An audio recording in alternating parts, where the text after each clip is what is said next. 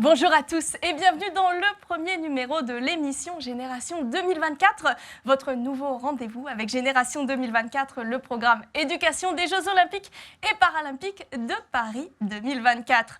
Parce que ces Jeux Olympiques et Paralympiques de Paris ne concernent pas que les sportifs, les athlètes de haut niveau ou le mouvement sportif d'une manière générale, nous avons décidé de donner la parole à tous les élèves du primaire au supérieur pour vivre ces Jeux, ceux qui vivront ces Jeux de Paris 2024 avec tout leur enthousiasme et les font déjà vivre au quotidien dans leurs établissements. On va en parler grâce au programme Génération 2024 et pour leur permettre d'appréhender au mieux ces Jeux Olympiques et Paralympiques et de profiter de leur fabuleux élan. C'est toute la communauté éducative qui se mobilise au quotidien, comme c'est le cas ici à l'Académie de Grenoble, puisque pour ce premier numéro, nous sommes donc à l'Académie de Grenoble, dans l'école élémentaire Louis Aragon.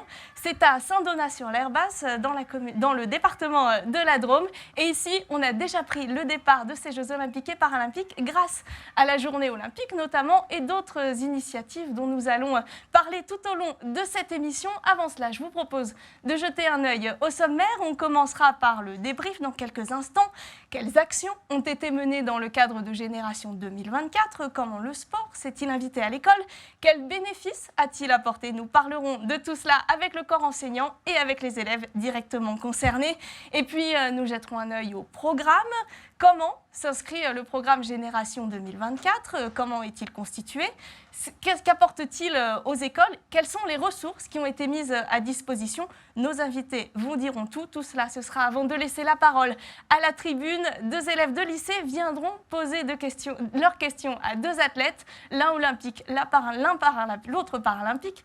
Je ne vous en dis pas plus pour le moment. Vous découvrirez leur identité dans quelques instants. En fin d'émission, avant de débuter ce premier numéro de l'émission Génération 2024, je vous propose d'accueillir trois premiers invités.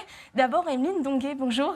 Bonjour Lola. Vous êtes manager éducation au comité d'organisation des Jeux Olympiques et Paralympiques de Paris 2024. On va voir ce que c'est votre rôle et on va parler évidemment de cette émission. Le temps de saluer Hélène Insel. Bonjour madame. Bonjour. Vous êtes vous la rectrice de l'Académie de Grenoble. Vous dépendez du ministère de l'Éducation nationale et de la jeunesse.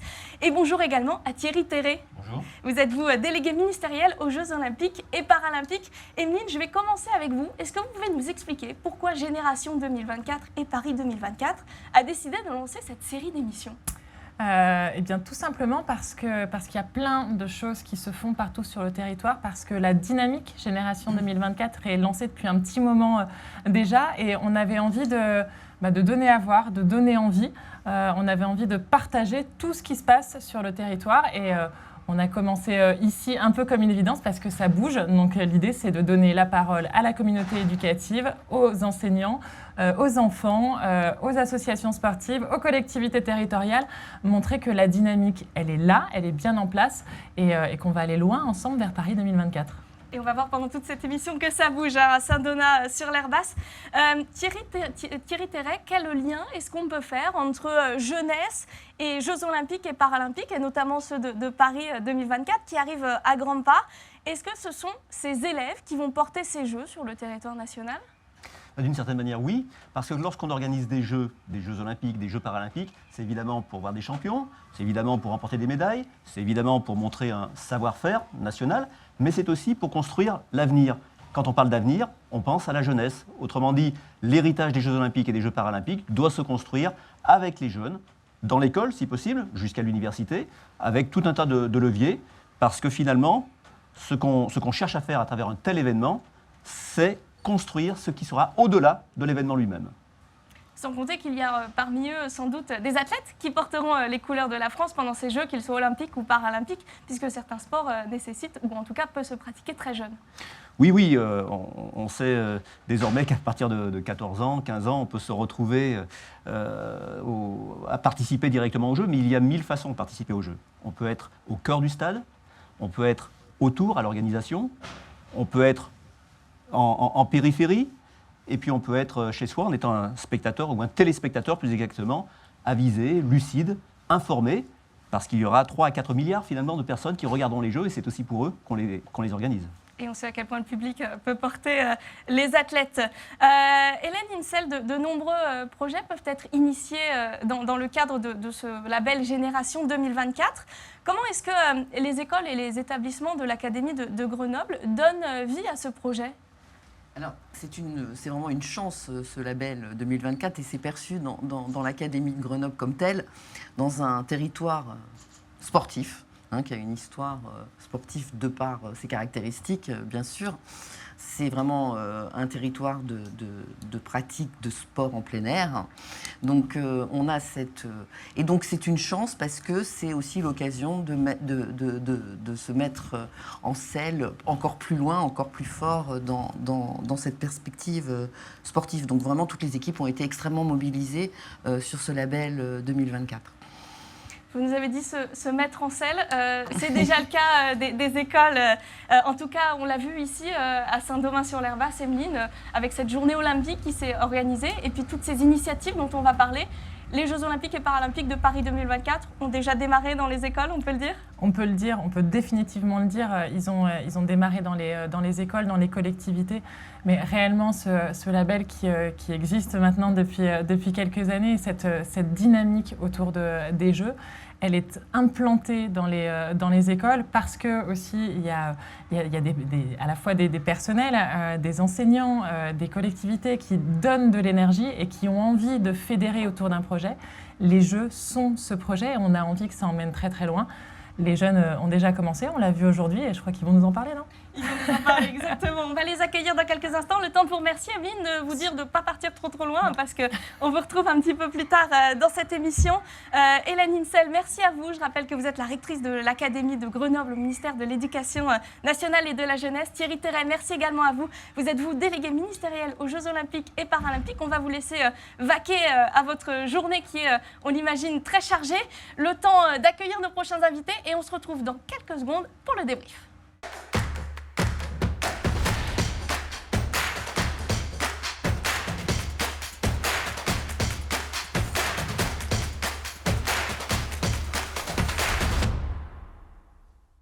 Et un premier débrief consacré au label Génération 2024 et au dynamisme qu'il influe dans les écoles qui ont décidé de le suivre et de participer au quotidien. Et pour en parler, vous allez voir que je suis bien entourée. On va rentrer dans le vif du sujet tout de suite puisque j'ai avec moi deux membres du corps enseignant. On va d'abord saluer Marie-Laure Olagnon qui est la directrice de cette école élémentaire Louis Aragon qui nous accueille aujourd'hui. Bonjour Marie-Laure. Bonjour madame. Et merci de nous accueillir pour cette très belle journée olympique et pour l'organisation de cette première émission Génération 2024. Avec vous, on va également saluer Valérie Faure. Bonjour. Bonjour. Vous êtes professeur dans cette belle école élémentaire et vous êtes venue avec 3 élèves. On va d'abord saluer Noémie Daval. Bonjour Noémie. Bonjour. Tu es élève en classe de CM1, hein, c'est bien ça, dans cette école. Oui. Et avec toi, qui est en classe avec toi, Alicia Pacalé. Bonjour Alicia. Bonjour. Tu vas bien? Oui. Parfait. On va également saluer Eva Allier qui est elle en classe de CM2. Bonjour Eva. Bonjour. Merci à toutes les 3, à toutes les 5 même, de participer à ce premier plateau. Je voudrais déjà qu'on commence par parler de cette journée olympique qui s'est tenue, qui a commencé en tout cas ce matin sur cette école. Noémie, Eva, Alicia, qu'est-ce que vous avez fait ce matin et est-ce que ça vous a plu? Noémie? Oui, ça m'a plu et ce matin, on a fait du foot. On a aussi fait une ouverture des jeux à l'école, une fosse. Et cet après-midi, on a vu une athlète, Mathilde Tessini, et on lui a posé des questions. En tout cas, tu as pu voir ce que c'était qu'être athlète de haut niveau avec toutes tes camarades. Mathilde Tessini, qu'on accueillera d'ailleurs en fin d'émission et à qui on posera nos questions. Alicia, je crois que toi, tu as chanté l'hymne olympique, ça. J'ai chanté des refrains qu'on a appris dans ma classe et c'était La Fontaine en chantant du coup. Pour débuter cette journée olympique, il y a eu un joli défilé. On a vu tous les élèves autour de la piste de course qui est installée dans la récréation. Ça t'a plu de marcher avec tous ces drapeaux? Bah oui, c'était cool. Eva, comment tu as vécu ça? C'était très bien. Franchement, j'ai trouvé ce défilé plutôt amusant à faire. En tout cas, on voit que vous avez pris du plaisir et plaisir et sport font bon ménage, on le sait bien.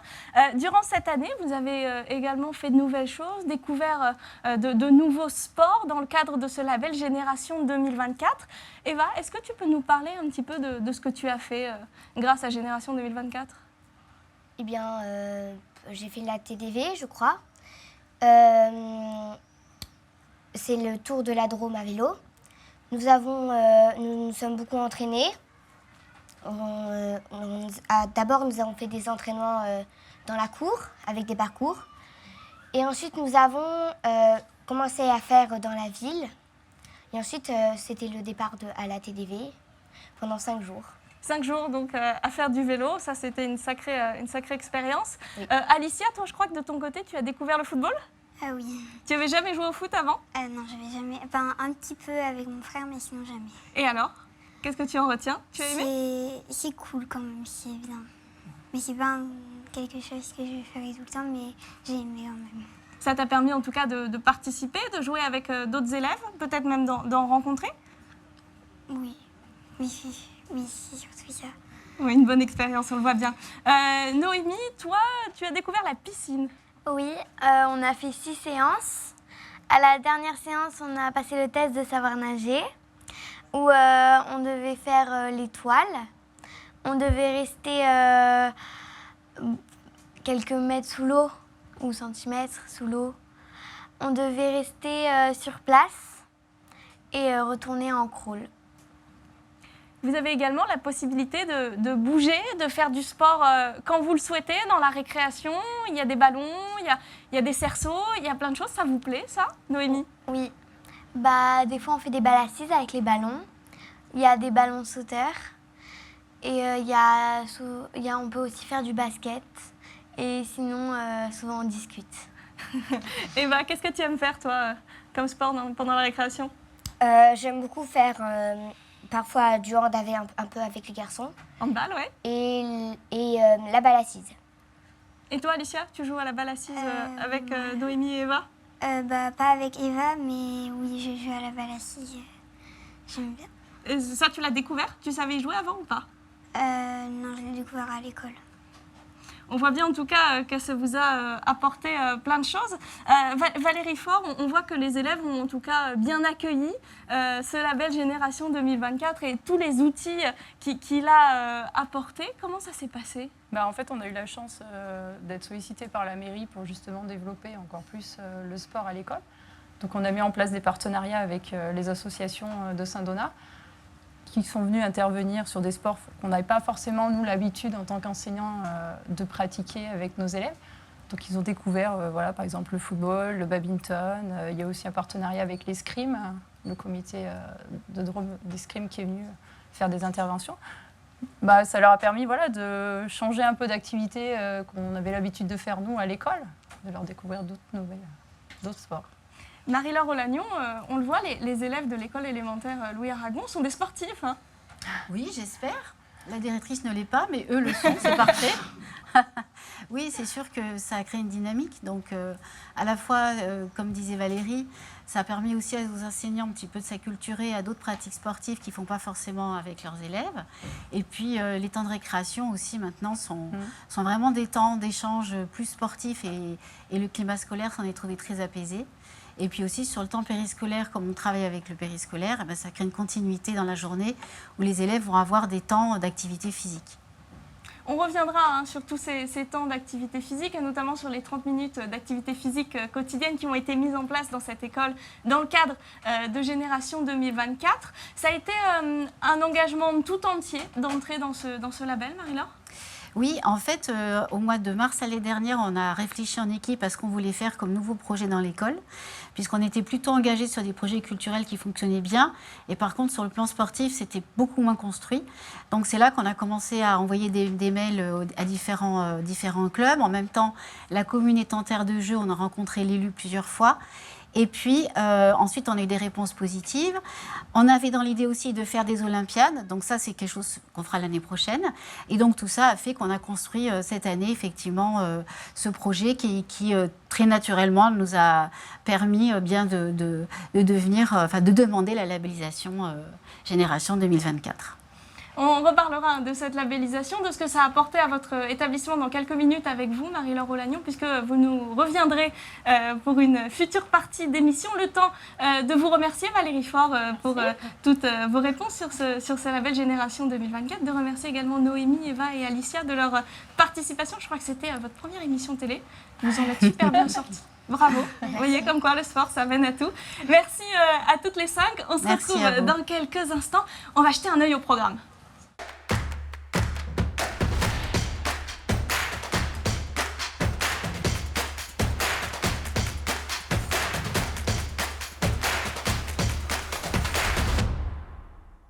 On vient de voir comment s'articule le programme Génération 2024 sur le terrain. On va maintenant en apprendre un peu plus sur ce volet des Jeux Olympiques et Paralympiques de Paris 2024 consacré à l'éducation. Grâce à la mise en œuvre de projets concrets dans les établissements scolaires labellisés, nous allons donc mieux apprendre à connaître ce label Génération 2024 et à voir ce qu'il apporte aux établissements labellisés, mais aussi et surtout à leurs élèves, puisque c'est quand même le but premier. Et avec nous, pour en parler, nous allons saluer Régine Batois-Locatelli. Bonjour Régine. Bonjour. Vous êtes inspectrice d'académie, inspectrice régionale EPS et référente Génération 2024 à l'Académie de Grenoble. Tout ça, vous devez être bien occupée. Oui, merci Johanna. À vos côtés, on retrouve Thomas Chazalet. Bonjour Thomas. Bonjour. Vous êtes, quant à vous, conseiller pédagogique de circonscription pour Valence-Hermitage pour l'éducation nationale. Et nous accueillons également le local de l'étape, si on peut le dire comme ça, Sébastien Noiret. Bonjour. Vous êtes délégué au sport pour la ville de Saint-Donat-sur-l'Herbasse, où est donc située cette école élémentaire Louis Aragon. Merci à vous également de nous accueillir sur cette jolie commune. Régine, on va commencer avec vous. Est-ce que vous pourriez revenir pour nous brièvement sur ce label Génération 2024, qu'on comprenne bien de quoi il s'agit? Alors, depuis son implantation dans l'Académie de Grenoble aux alentours de 2018, nous avons travaillé en territoire, nous avons choisi de travailler en proximité et permettre ainsi aux différents partenaires de se rassembler, de se connaître avec les collectivités locales, avec les directions départementales des SDEN, avec les référents que Madame la rectrice a nommés sur chaque territoire. Et ainsi, nous avons pu mailler l'ensemble de l'académie autour d'objets et de caps qui étaient communs sur l'ensemble des départements. Et nous avons aussi cherché à montrer que l'EPS et les pratiques sportives favorisaient aussi l'épanouissement et permettaient à tous les élèves d'être dans des situations qui généraient la socialisation, le respect des règles et l'engagement tout au long de leur scolarité. 2018, on est donc 6 ans avant les Jeux Olympiques et Paralympiques de Paris 2024. On peut dire que vous avez pris le départ dès le début. Alors, c'est notre ministre qui a lancé le cap. Ensuite, on a eu le grand honneur et le grand plaisir lorsqu'il est venu à Annecy et où M. Thierry Terré a été donc placé au rang de délégué ministériel aux Jeux Olympiques et Paralympiques. Et c'est à ce moment-là que toute la dynamique dans l'Académie de Grenoble a pris sens. Et c'est vraiment une occasion aussi privilégiée que ce label Génération 2024 donne à l'EPS et aux pratiques sportives pour montrer les déjà là et ce qui se fait dans les établissements scolaires depuis déjà longtemps. Et on a vécu ce matin une très belle journée olympique dans cette école.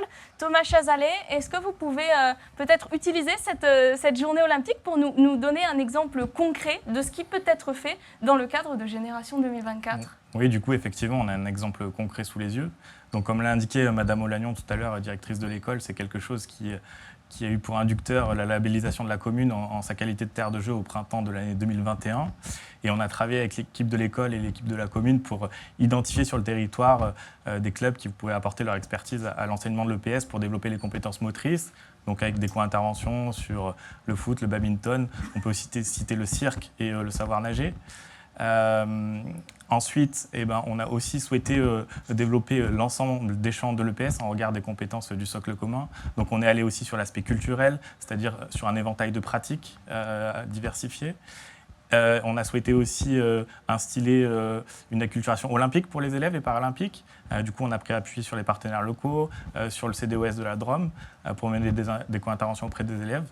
Et puis, donc, on a une classe qui a participé à la traversée de la Drôme à vélo, le lien avec l'USEP là qui a été fait et qui permet de travailler, comme l'a dit Madame Batois tout à l'heure, tout ce qui est aussi compétences sociales et culturelles, puisqu'ils découvrent aussi le patrimoine de la Drôme par la même occasion. Sébastien Noiret, on voit bien que tout ça vient de l'élan donné par la commune, labellisé Terre de Jeux. C'est finalement ce label Génération 2024, un engagement à grande échelle de tous les partis? Oui, voilà. Donc, au départ, on a eu le label Terre de Jeux qui a commencé à prendre de l'ampleur avec les associations. Le monde associatif s'est très vite adapté et a relancé un petit peu tout ce qui n'avait pas été fait depuis ces 2 dernières années. Et ensuite, avec Madame Olagnan et le corps enseignant, Thomas Chazalet, qui est là, aussi présent. Voilà, on a trouvé que tout le sport et l'école avaient un lien complet et ne pouvaient pas vivre l'un sans l'autre.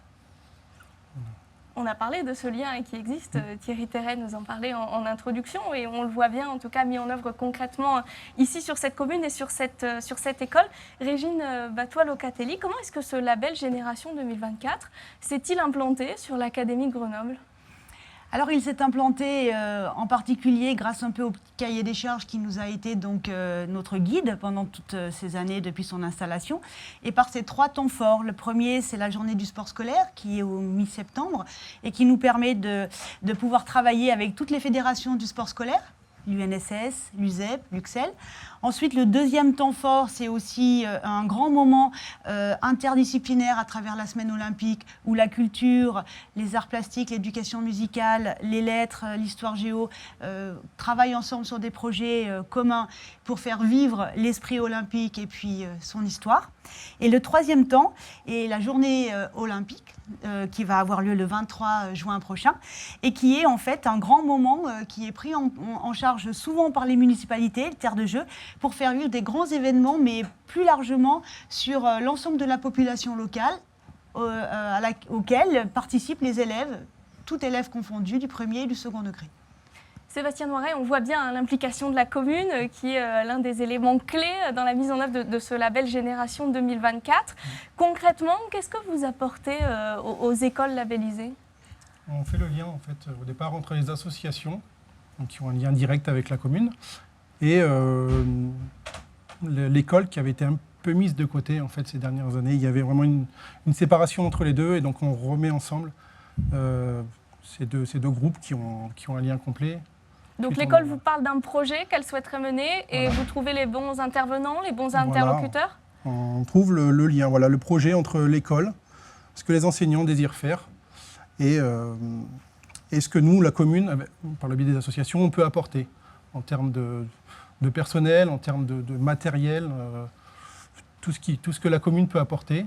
Voilà, on est à l'écoute, voilà, tout simplement. Est-ce que vous avez eu l'impression que ce label Génération 2024 a poussé encore un peu plus l'élan olympique et sportif qui existait sur la commune ?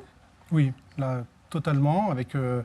Déjà, il y a quelques semaines de ça, on a eu l'intervention du CDOS dans les écoles directement pour des petites interventions olympiques, tout confondu, voilà, olympiques et paralympiques. Et ensuite, après, tout doucement, ça s'est mis en place et tout le monde a pris en plein essor. Et là, on arrive en fin d'année scolaire et on a déjà pensé à la rentrée, où on va continuer et prendre de l'ampleur justement avec des associations nouvelles qui vont pouvoir venir intégrer tout ça. Et l'année prochaine, normalement, tous les élèves vont pouvoir intégrer après par la suite les associations et avoir un grand échange en fait. Voilà. On voit bien en tout cas le dynamisme que ça lance sur toute l'échelle de la commune et même un peu plus, j'ai l'impression. Justement, Régine Battois-Locatelli, est-ce que vous pouvez nous donner les intérêts pour une académie telle que celle de Grenoble d'avoir des établissements labellisés Génération 2024 ? Alors le focus, la focale qui est donnée grâce à ce label est double. La première, c'est de montrer ce qu'il se fait dans les établissements et ce qui est déjà fait depuis un certain nombre d'années, de mettre en lumière la vie scolaire, les enseignements, interdisciplinarité et culturelle, et ainsi que les conseillers d'éducation qui participent aussi très vivement à faire vivre ce label. C'est aussi participer au parcours de l'élève. L'élève qui, depuis le CP jusqu'à l'année de terminale et l'université, a son parcours balisé par ces temps forts et par cette organisation autour des pratiques sportives. Et ça permet aussi de remettre au centre et de révéler les savoirs du corps autour du bien-être, l'éducation à la santé, l'épanouissement, mais aussi cette hygiène de vie qui est nécessaire à tous nos jeunes qui sont en études dans la scolarité d'aujourd'hui. Et puis, dernier volet, c'est aussi de rendre hommage à tous nos sportifs de haut niveau, tous nos sportifs, tous nos athlètes qui sont dans notre académie, qui concourent avec les valeurs citoyennes qu'ils portent quand ils portent le drapeau au plus haut niveau du podium, les en remercier, et ils portent également ce label Génération 2024 avec beaucoup d'honneur. Thomas Chazalet, vous êtes l'un des maillons de ce label Génération 2024 sur le territoire et sur l'Académie de Grenoble. Quel est exactement votre rôle? Vous faites le lien, vous, avec les établissements scolaires, c'est ça? Donc, je suis conseiller pédagogique et j'impulse des choses au niveau de la circonscription. Donc l'idée pour nous, c'est d'aller sur les enseignements EPS et de dynamiser les projets. Donc on part des programmations EPS et puis donc on travaille en termes de parcours de l'élève, effectivement. On essaye de voir si les champs d'apprentissage, les 4 champs à l'école primaire, enfin élémentaire, sont bien balayés sur le cycle. Et puis on essaye d'aller plus loin, d'accompagner, de mettre en lien avec les partenaires, éventuellement avec les associations sportives, de prendre appui sur les communes quand on a une commune qui est labellisée. C'est ce travail de territoire pour le coup qu'on fait parce qu'on a une connaissance un peu plus macroscopique de ce qui se passe sur le territoire. Comment se passent les relations quotidiennes avec les enseignants et les élèves? Alors, on a pu voir précédemment que les élèves accueillaient plutôt très bien toutes les initiatives qui découlaient de Génération 2024. Ils ont l'air d'adorer bouger. C'est ce que vous vivez au quotidien? Alors, le travail de conseiller pédagogique, du coup, il ne se cantonne pas qu'à l'EPS. Pour le coup, il y a de nombreuses missions, notamment la formation des enseignants, l'aide et l'accompagnement des directions d'école. Voilà, il y a beaucoup de choses. Le dossier EPS en fait partie. Pour le coup, c'est cet accompagnement-là, cette mise en réseau, ces conseils éventuellement sur les séances d'EPS, sur les séquences d'EPS, tout ce qui est pilotage des projets pédagogiques de grande ampleur. Tels que pour nous les projets sur la patinoire de Valence, sur les piscines avec le savoir nager. Voilà, c'est toute cette synergie, on essaye de mettre tout le monde en relation et de créer des projets pédagogiques ambitieux pour les élèves. Et pluridisciplinaire, du coup, si je comprends bien. Alors, très souvent, on a l'exemple de la traversée de la Drôme à vélo, où vraiment, là, on peut s'intéresser à beaucoup de choses, la géographie, les mathématiques, du coup. On fait le lien avec les distances, par exemple, les calculs de durée, les dénivelés. Voilà, on essaye d'aller plus loin que le PS aussi. On a parlé de culture, de choses comme ça, mais aussi, effectivement, il y a de la ou de l'interdisciplinarité qui peut être mise en œuvre. Merci Thomas Chazalet. Je rappelle que vous êtes conseiller pédagogique de circonscription pour Valence-Hermitage pour l'éducation nationale. Merci également à vous, Régine Batois-Locatelli. Vous êtes inspectrice d'académie, inspectrice régionale EPS et référente Génération 2024 à l'Académie de Grenoble. Merci également à vous, Sébastien Noiret. Je rappelle que vous êtes délégué au sport pour la ville de Saint-Donat sur l'Aire Basse. Merci de nous avoir présenté ce beau label Génération 2024. On va maintenant poursuivre avec la deuxième partie du programme et cette fois, on va parler des 30 minutes d'activité quotidienne physique, enfin plutôt d'activité physique quotidienne dans le bon ordre. On se retrouve dans quelques secondes.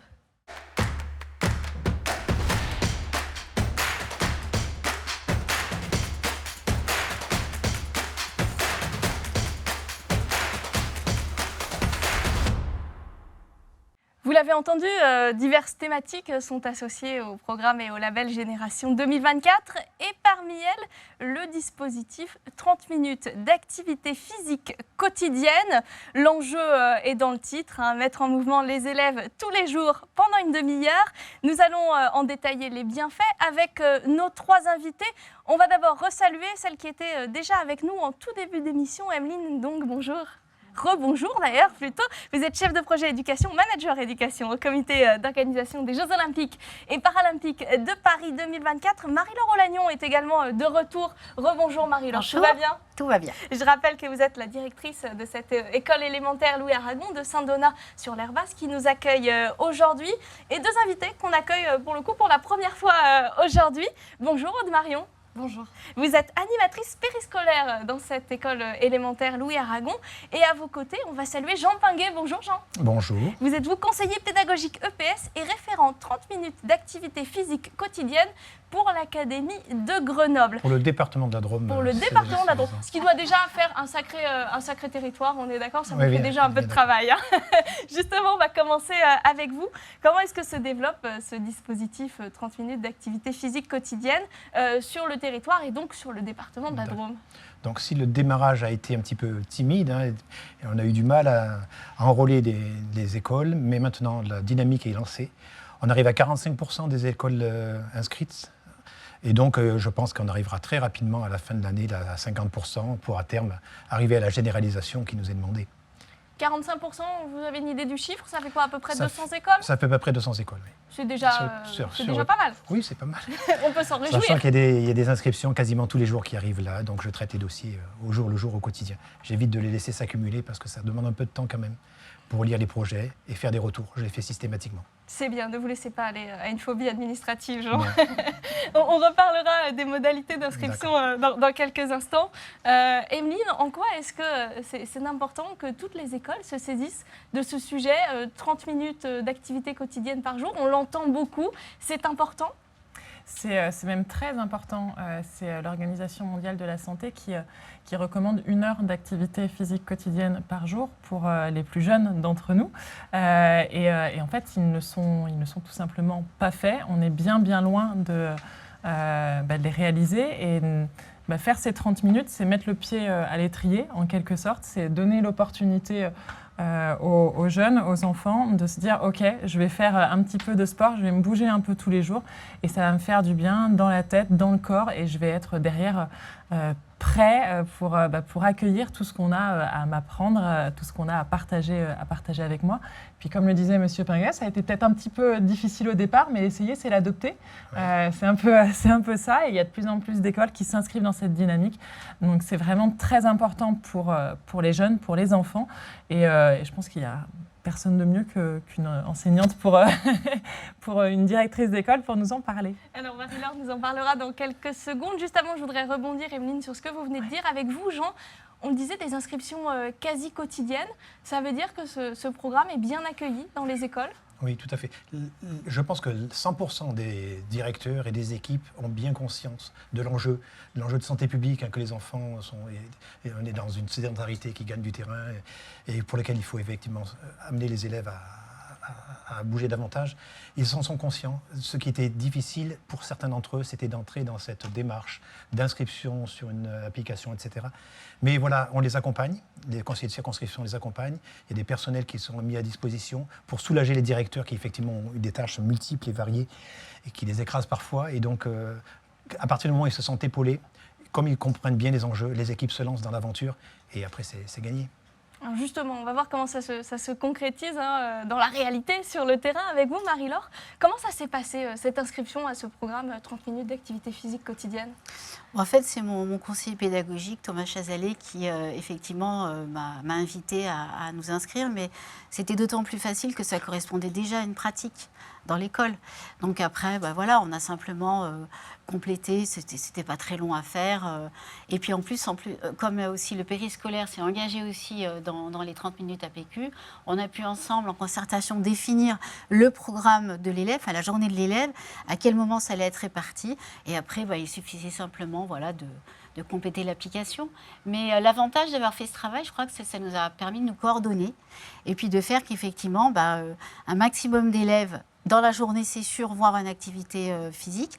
Et puis aussi les élèves de garderie et sur le temps de cantine, parce qu'ils sont nombreux à manger, et aussi une activité construite. Alors justement, on va voir comment ça s'organise tout ça. Aude Marion et puis Jean Pinguet sur ce sujet. Comment est-ce qu'on organise ces 30 minutes d'activité physique quotidienne? Est-ce que c'est un bloc de 30 minutes, peut-être le matin en arrivant ou sur une pause, peut-être celle du midi? Est-ce que c'est réparti dans la journée? Comment ça se fait, Aude? C'est réparti vraiment dans la journée. Le plus gros temps, c'est le midi, parce que c'est là qu'on a le plus d'enfants. Du coup, plusieurs animatrices se mobilisent et proposent aux enfants des activités en fonction de leur envie. Ça peut être de la danse dans le gymnase, ça peut être du volley, ça peut être de la balle assise, parce qu'à ce moment-là, ils en ont envie. On essaye vraiment de proposer un temps d'animation où vraiment les enfants peuvent vraiment jouer et se dépenser. Sur le temps du garderie du matin et garderie du soir, c'est plus des temps libres, c'est-à-dire qu'on met à disposition des ballons, des plots, des raquettes, et c'est eux qui sont à l'origine. Moi, j'ai envie de faire un foot, moi, j'ai envie de faire un basket, et de là, ça part en plusieurs petits groupes, et ils jouent de manière volontaire et active. Jean Pinguet, on est d'accord, c'est la base de tout, l'envie et de l'élève. Et là, dans le temps scolaire aussi, donc on propose souvent aux collègues et on leur explique que ce qui est déjà en place et tout à fait entre dans ce cadre-là. Les enfants, dans le temps de récréation, pour la plupart d'entre eux, sont en mouvement. Et donc, il suffit parfois de les accompagner, de les inciter en leur mettant à disposition, par exemple, du matériel. D'ailleurs, la mise à disposition du kit pédagogique est à ce titre très intéressant parce que ça donne des outils aux écoles, des ressources aux écoles qui n'en ont parfois, qui en manquent parfois. Ça, c'est intéressant. Et c'est sur la base, effectivement, du volontariat. Et donc, on se rend compte que les enfants à qui on propose du matériel, à qui on propose des situations, à qui on propose des activités toutes simples, à qui n'ont pas forcément besoin d'une grande matériel ou du débauche d'énergie de la part des enseignants, parce que ça pourrait être aussi un frein. Les enfants peuvent tout à fait en autonomie organiser, gérer ces activités-là. Et donc, ils deviennent autonomes et rentrent dans cette activité. La question qu'on peut se poser, c'est qu'effectivement, ceux qui, de nature, ont une appétence pour l'activité physique entreront plus volontiers. Et le challenge, peut-être, serait comment aider ces enfants qui ont un peu moins d'appétence, qui ont, pour le coup, davantage besoin de dépenses physiques, eh bien, comment les inciter. La mise à disposition de matériel et tout ce que je viens de dire s'y prête. Et après, bien évidemment, on souhaite associer le périscolaire, mais au-delà, les familles, Emeline le disait, il nous avait demandé de faire 30 minutes d'activité physique quotidienne, donc réparties sur la journée. Mais voilà, c'est insuffisant. Et quand on peut enrôler les familles aussi et que les enfants apportent, si je peux dire, la bonne parole à la maison, c'est d'autant gagné. Et une dernière chose, si je peux me permettre, il y a des temps qui sont organisés aussi, qu'on appelle des pauses actives dans le temps de classe, où les enseignants peuvent organiser des temps de mise en mouvement, de respiration, entre deux activités plus intellectuelles. Parfois, les enseignants nous disent « mais c'est de la perte du temps, on ne va pas arriver à renseigner le programme ». Si, parce qu'en fait, les enfants seront davantage disponibles et plus disponibles pour les apprentissages. Marie-Laure, vous avez mis en place ces pauses actives pendant les cours? Alors, moi, on n'a pas travaillé en équipe là-dessus, mais parce que je pense que c'est quelque chose qui... on en a déjà parlé. En tout cas, ce qui est certain, c'est que ça pose la question du corps à l'école. C'est-à-dire que c'est une dimension qu'il va falloir de plus en plus prendre en compte, parce qu'on sait très bien qu'effectivement, si on veut que des élèves, entre deux séances d'activité intellectuelle, puissent être disponibles, il faut qu'ils se lèvent, il faut qu'ils bougent, il faut qu'ils puissent faire des choses. Donc ça, c'est des choses dont on a déjà parlé en conseil des maîtres. Et puis, c'est évident aussi que lorsqu'ils reviennent, par exemple, de la pause méridienne, après avoir eu des activités encadrées, s'être dépensés, ils sont beaucoup plus disponibles. On a repéré qu'il y avait beaucoup moins de conflits aussi qui remontaient. Idem en récréation. Alors, je pense que pour répondre à ce que vous disiez, Jean, il y a deux leviers qu'il faut qu'on utilise pour que ça arrive dans les familles. Premier levier, c'est que je pense qu'il faut que l'enseignant, mais on en a parlé en équipe pour le coup, en récréation, donc les élèves peuvent utiliser des ballons, faire des jeux collectifs, etc. Mais on a quand même demandé aux enseignants, enfin on s'est accordé pour le faire, il faut aussi que ça vienne des enseignants. C'est-à-dire qu'en classe, ils disent, voilà, on a fait du badminton, on a fait des jeux de ballon, et vous allez, pendant la récréation, réinvestir ce que vous avez fait. Donc là, il y a quand même une incitation à faire aux élèves pour que justement ceux qui préféreraient ne pas le faire aient une envie de le faire. Et la deuxième chose, pour que ça revienne dans les familles, je pense que la collaboration avec les clubs locaux, pour le coup, ce qu'on est en train de faire avec M. Noiret, là, ça a un réel effet parce que l'élève qui a fait un cycle badminton, un cycle de foot ou autre chose, il va revenir à la maison en ayant une vraie expérience sportive et avoir envie de continuer. Idem pour la piscine. Donc, plus on va développer des activités avec les clubs locaux, plus le passage vers le terrain privé, enfin la vie privée de l'élève, va pouvoir avoir lieu. On a parlé, Jean Pinguet a parlé de l'utilisation d'outils, de la mise à disposition d'outils aux élèves. Aude Marion, est-ce que vous pouvez nous donner quelques exemples? Du coup, on a eu des ballons en plus, on a eu des sortes de barres qu'on peut mettre au sol, ce qui permet de pouvoir plus sauter plus facilement. Plein de plots qui permettent de faire en fait des petits parcours de manière très simple et ludique. Donc toutes ces choses-là, en effet, favorisent et permettent aux enfants de pouvoir faire encore plus d'activités. Emeline, du côté de Paris 2024, on met également des choses en place pour soutenir tous les établissements qui ont décidé de se lancer dans ce dispositif 30 minutes d'activité physique quotidienne. Oui, effectivement, de façon générale, l'idée c'est de pouvoir montrer tout ce qui peut se faire dans les établissements et notamment aider au partage des différentes ressources pédagogiques, mais surtout, enfin plutôt aussi, pouvoir accompagner les écoles dans la pratique de ces 30 minutes d'activité physique quotidienne avec l'apport de l'Agence nationale du sport. Et donc, c'est financer un kit sportif dans chaque école qui s'est inscrite dans les 30 minutes d'activité physique quotidienne. Et donc, pour nous, c'est essentiel parce qu'à la fois, il y a des ressources pédagogiques, il y a le petit kit sportif où il y a effectivement des ballons, des plots, des cerceaux, des chasubles, un sifflet, pour pouvoir mettre en place ces 30 minutes. Et puis ensuite, il y a l'énergie sur le terrain, ceux qui mettent en place et avec tout le monde, on arrive à faire bouger un peu plus et un peu mieux les plus jeunes. Marie-Laure Olagnon, vous avez commencé tout à l'heure à nous parler des bienfaits que vous avez ressentis sur les élèves, plus de concentration notamment. Est-ce qu'il y en a d'autres ? Oui, le climat scolaire, c'est-à-dire qu'on a des récréations qui sont apaisées, on a des temps de périscolaire qui sont apaisés, donc du coup, il n'y a pas le retour en classe, par exemple, avec des élèves qui ont des conflits à régler parce qu'ils sont occupés avec des jeux à règles, avec des animateurs ou des enseignants qui vont pouvoir régler éventuellement des conflits. Alors, nous, dans l'école, on utilise déjà des outils de médiation de conflits, les messages clairs, les médiateurs de cours.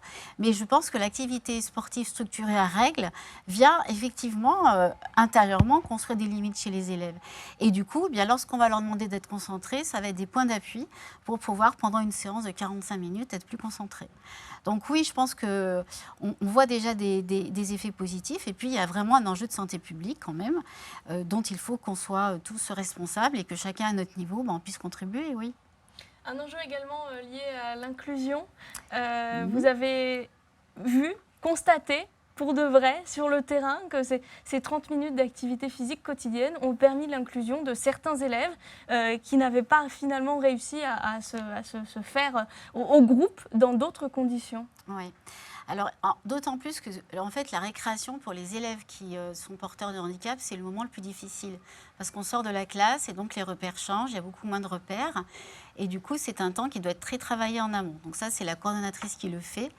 Mais on a effectivement une élève cette année pour qui, je crois, le plus grand défi, c'était d'arriver à jouer au ballon avec un élève parce qu'elle avait énormément de mal, en fait, à demander, parce qu'elle ne parle pas.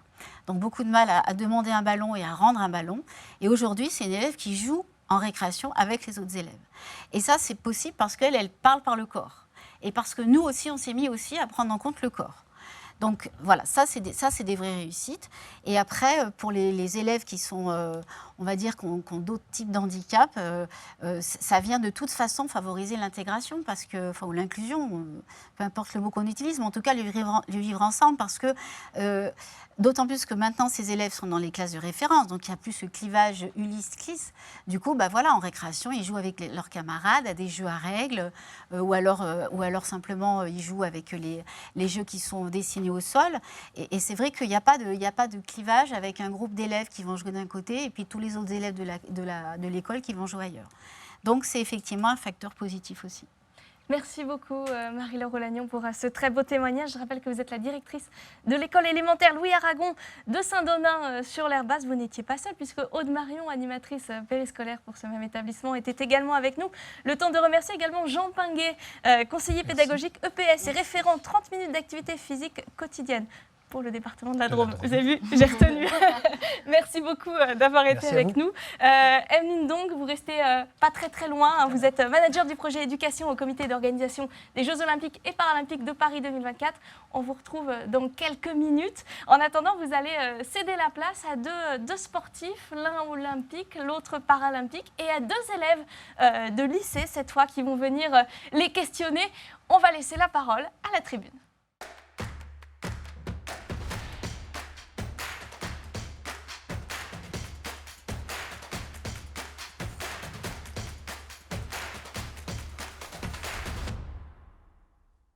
Et nous voilà à la tribune désormais. 2 élèves au lycée aujourd'hui vont poser leurs questions à 2 sportifs, l'un olympique, l'autre paralympique. Je vais vous dévoiler leur identité dans quelques secondes, même si vous les avez probablement déjà reconnus. Le temps de saluer les 2 élèves qui sont avec moi sur ce plateau aujourd'hui. Bonjour Iba Sharafi-Mitani. Tu es élève au lycée Henri Laurent, c'est à Saint-Vallier, et tu fais donc partie de la classe Alice Milia Pierre de Coubertin. On va revenir sur cette classe dans quelques secondes. Le temps de saluer à tes côtés Timéo Gomez. Bonjour Timéo. Bonjour. Tu es toi élève au lycée Xavier Mallet, c'est à Le Teil, également dans la classe Alice Milia Pierre de Coubertin. Est-ce que tous les deux, vous pouvez nous expliquer ce qu'est cette classe ? En bref, c'est un groupe d'élèves, de 35 élèves. Cette classe, elle s'est constituée depuis notre 5e, on est dès 2006. Et ça fait, en gros, on est jeune ambassadeur des JO de 2024, donc en 2024. Tous les ans, on a des stages, des formations, on découvre de nouveaux sports qui vont être aux JO de 2024. Voilà. Un engagement, on le voit, pris et qui se vit au quotidien. Et c'est pour ça, tous les deux, que vous êtes avec nous aujourd'hui, pour pouvoir poser vos quelques questions à 2 athlètes au palmarès déjà bien rempli. Bonjour, David Smetanine. Alors, pour vous présenter, vous êtes nageur paralympique. Vous avez participé 5 fois aux Jeux paralympiques. Alors, je ne vais pas citer tout votre palmarès, on va se cantonner aux Jeux paralympiques parce qu'il est quand même bien fourni. Vous êtes médaillé de bronze aux Jeux d'Athènes en 2004, double médaillé d'or et double médaillé d'argent à Pékin, c'était en 2008, double médaillé d'argent, médaillé de bronze à Londres en 2012, médaillé d'argent à Rio en 2016 et 2 fois finaliste aux derniers Jeux paralympiques de Tokyo 2020 qui ont eu lieu en 2021, on le sait maintenant. Et à vos côtés, Mathilde Signy. Bonjour Mathilde. Bonjour. Vous êtes également nageuse, mais pour le coup olympique. Vous êtes triple championne de France du 50 mètres d'eau, championne de France du 100 mètres d'eau et championne de France du 200 mètres d'eau, finaliste aux Jeux olympiques de Rio en 2016. Merci à tous les deux d'être avec nous et de prendre le temps de répondre aux questions de Iba et de Timéo, à qui je vais laisser la parole. Iba, est-ce que tu as une première question pour David ? Oui, c'était pour savoir je sais pas, vous voyez. Comment tu vois les valeurs des Jeux paralympiques ? Comme le sport en général, ces valeurs sont celles qui sont propres aux Jeux olympiques aussi. L'universalité, le dépassement de soi, à l'image de notre logo qui sont les Agitos, qui représentent le corps, l'âme et l'esprit. Montrer qu'à travers le handicap et la différence, on suscite quand même un intérêt au regard des valeurs du sport et l'engagement qu'on prend en tant que personne telle que l'on est, pour nous dépasser à l'entraînement, nous dépasser en compétition et remettre le handicap à sa juste valeur, montrer qu'on peut être tout à fait intégré, que le sport le permet. On renvoie souvent l'image du handicap à quelqu'un qui ne peut pas faire quelque chose. Et grâce au sport notamment, on démontre tout l'inverse et que le handicap permet de faire de grandes choses aussi. Timéo ? Moi j'ai une question qui est plus généraliste, mais comment vous avez eu l'envie de devenir sportif de haut niveau ? Mathilde, vous voulez répondre ? Bien sûr. C'était pas vraiment, c'est une envie parce qu'on a envie de se dépasser et on en fait depuis qu'on est plus jeune. Et le haut niveau, ça nous tombe dessus, c'est un peu comme une passion. Parce on aime faire ça, on aime nager, surtout nous. Et du coup, voilà, ça nous tombe dessus, on se dit que ça réussit, on fait des choses qui commencent à être intéressantes. Et voilà, on a aussi les copains qui nous aident et on est sportif de niveau comme ça. Iba ? Si je ne me trompe pas, tu fais de la nage sur le dos. Comment t'es venue l'idée de faire de la nage sur le dos ? Parce que si je ne me trompe pas, il y a 4 types de nage. Exactement, tu t'es très bien renseignée.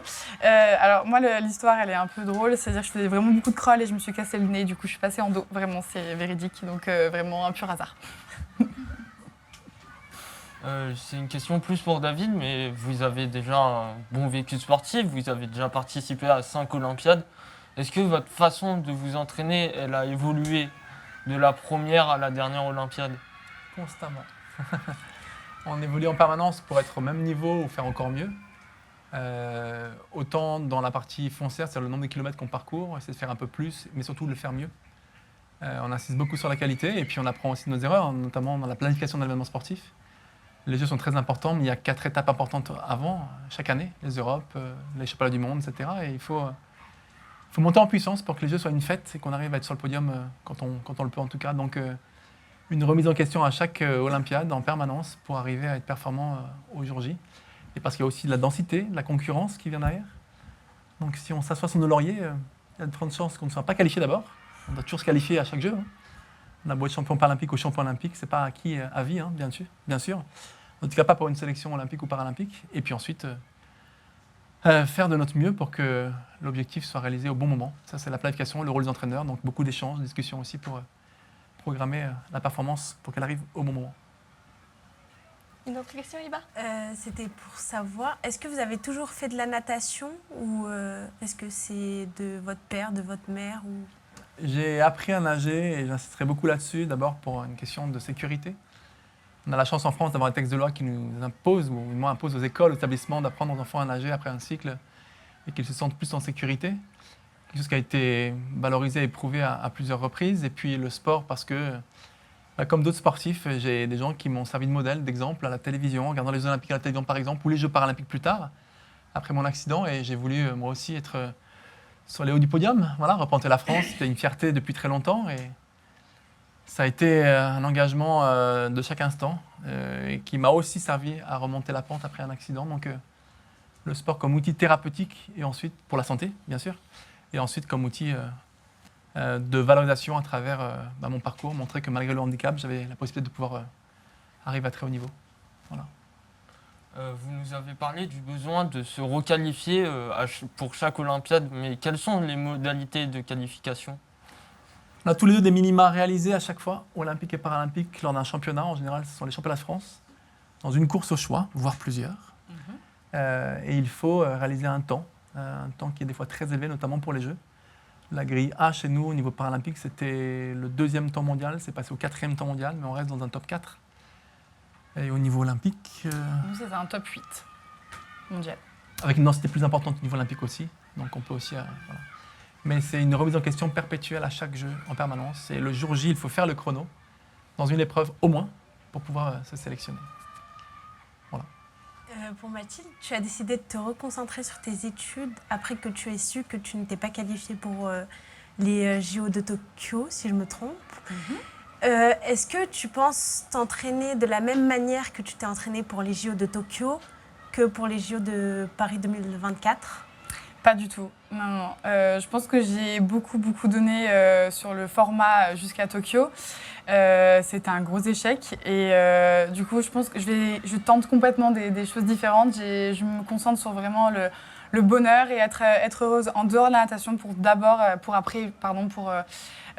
performer dans l'eau. Plus tôt dans l'émission, on a parlé de l'inclusion grâce au sport. Et j'ai vu, David, que vous aviez une fondation au Cameroun qui permet l'inclusion de ces jeunes personnes handicapées, notamment grâce au sport. Est-ce que vous pouvez plus nous en parler ? Oui, j'ai toujours considéré que la plus belle des réussites, c'était de transmettre l'héritage qu'on veut laisser. Et je pense que Paris a cette ambition-là très très forte. Pas que pour les sportifs, mais pour la France en général. Et on est venu me chercher en me demandant un petit coup de main pour valoriser un projet qui était une fondation. Je l'ai pris à bras-le-corps, ce projet, pour permettre d'accorder une place aux personnes qui ont handicap en Afrique et au Cameroun en particulier, puisque ces personnes-là sont parfois cachées et vivent dans une précarité, une difficulté beaucoup plus importante que la nôtre. Il n'y a pas d'aide sociale, il n'y a pas d'accès aux études facilement, il n'y a pas d'accès à l'emploi facilement, ni d'accès au sport. Et donc de pouvoir montrer encore une fois que malgré le handicap, on peut faire des choses. J'ai souhaité qu'on puisse intégrer ces personnes dans la société civile, qu'elles trouvent leur place elles aussi à travers le sport, en pratiquant du sport et en montrant qu'elles pourraient s'insérer. Et puis maintenant, on a un axe aussi caritatif qui est important, avec une première partie qui concerne les fournitures scolaires. On soutient les enfants en situation de handicap pour leur financer toute leur dotation scolaire, pour une cérémonie qui concernera 650 enfants dans tout le pays en situation de handicap, pour les aider à accéder à l'école, à la scolarité. Et puis, grâce à Paris 2024 et à l'AFD, j'ai participé à un programme d'incubation l'année dernière, dans le but de pouvoir créer de l'emploi. Mon projet, c'est un projet de poivre blanc de Penja, un poivre qui est hautement qualifié, un AOP, un poivre de qualité. Et l'intérêt de tout cela, c'est de pouvoir créer de la formation et ensuite de l'emploi pour les personnes en situation de handicap dans une ressource qui est la leur, le poivre qui est au Cameroun très très important et très apprécié. Donc c'est un engagement pour amener quelque chose d'important et de supplémentaire dans un pays qui a malheureusement pas accordé la même place aux personnes en situation de handicap que la nôtre en France. Merci David pour ce témoignage. Merci à vous Mathilde. Avant de vous quitter tous les deux, qu'est-ce qu'on peut vous souhaiter sportivement pour les semaines, les mois à venir peut-être? Vas-y. Je rentre d'un 7e championnat du monde. Là, hier, on était à Madère. Il y a une grosse saison qui nous attend avec Manchester, un nouveau championnat du monde en 2023, qui sera une première étape vers Paris 2024. Une première parce que ça sera une présélection des pays en fonction du nombre de médailles et des places dans le top 8 mondial pour ouvrir des quotas. Et puis, forcément, l'année d'après, ce sera celle de la sélection pour les équipes de France olympiques et paralympiques pour Paris. Donc, de me qualifier pour cette 6e Olympiade et de finir ma carrière, j'espère, pour une 10e médaille sur le podium. Ça serait la plus belle fin possible pour moi. Voilà. Et vous, Mathilde? Rien que ça, David. Moi, c'est tout simplement de replonger correctement et de replonger activement surtout et de retrouver le plaisir que j'éprouvais avant dans l'eau. Voilà. On vous le souhaite en tout cas. Mathilde Signy, David Smetanine, merci à tous les deux. Vous restez bien avec nous. On va conclure ensemble. Le temps de saluer et de remercier Iba Sharafi Miltani et Timéo Gomez d'avoir été avec nous. Merci à tous les deux. J'espère que vous avez apprécié cette belle expérience avec Paris 2024 et avec Génération 2024. On se retrouve dans quelques secondes pour la conclusion.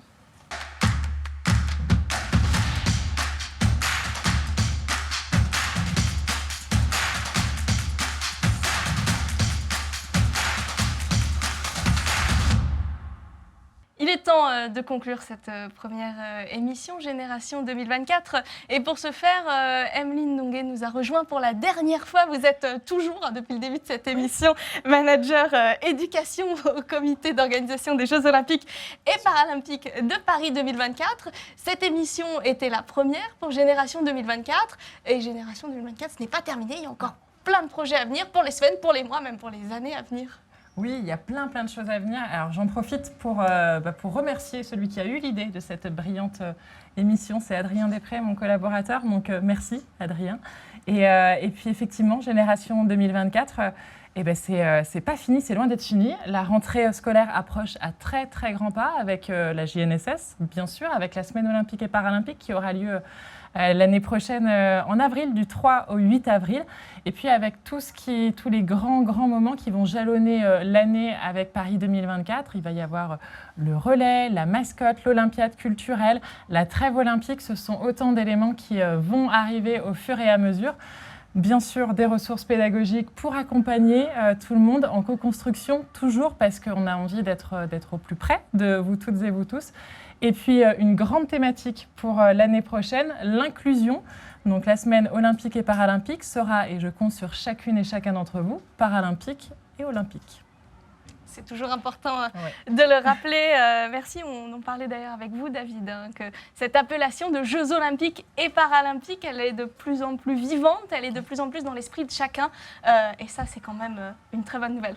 C'est un plus, un acronyme qui fait parler, dans les médias se saisissent aussi beaucoup et qui permet d'acculturer les gens aussi à ce mouvement olympique et paralympique. Les Jeux paralympiques ont été parfois un petit peu oubliés et Paris, depuis le départ de sa candidature, a voulu vraiment montrer qu'il y a un engagement fort des deux côtés. C'est un projet global qui intègre les athlètes olympiques et paralympiques et à travers une équipe de France qui maintenant est unifiée, enfin. Donc c'est aussi important d'avoir ce sentiment de valorisation du mouvement sportif dans son ensemble jusqu'au bout du bout. Et oui, une seule équipe. Et aussi une seule équipe Génération 2024 pour vous avoir présenté cette première émission Génération 2024. Merci en tout cas à tous nos invités de nous avoir présenté les différentes initiatives qui ont été mises en place pour ce programme Génération 2024. Un grand merci aux élèves et aux enseignants de l'école élémentaire Louis Aragon de Saint-Donat-sur-l'Herbasse qui nous a accueillis aujourd'hui pour cette première émission. Merci à vous de nous avoir suivis. C'était un plaisir de vous présenter ce premier numéro. On attend les autres avec impatience. Emeline, on se donne rendez-vous à la rentrée scolaire. Ce sera au mois d'octobre sans doute pour une prochaine émission. On y parlera des coupons Génération 2024, du lancement de l'Olympiade culturelle à l'école. Ça aussi, c'est un sacré programme. En attendant, je vous souhaite de passer un très bel été. Ce sera l'avant-dernier avant les Jeux olympiques et paralympiques de 2024. Alors profitez-en bien. On se retrouve à la rentrée scolaire. À très bientôt.